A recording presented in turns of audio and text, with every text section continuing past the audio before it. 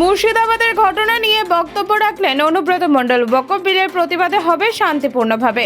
ওয়াকফ বিল নিয়ে মমতা ব্যানার্জি দেখছে আমরা ওয়াকফ বিল নিয়ে কেন আমরা দুই দাদা হয়ে ঝগড়া করব, কেন আমরা ঝগড়া করতে যাব, কেন আমার বাংলাতে লাল রক্ত ছড়িয়ে দেব, কেন আমি বাংলার বদনাম করব, কি জন্য করব? আমরা তো তা করতে আসিনি। মমতা ব্যানার্জি যে কথা মন্ত্রী বলল 11 সালের পর আজকে ওয়েস্ট বেঙ্গল কি ছিল আর মমতা ব্যানার্জি ওয়েস্ট বেঙ্গলকে কি করেছে এ আপনি জানেন, আমি জানি, সাধারণ মানুষ জানে। তাই বন্ধু, আপনাদের কাছে বলতে এসেছি একটা কথা। 16 তারিখে বোধ হয় নলহাটিতে ওয়াকফ বলে একটা মিছিল আছে।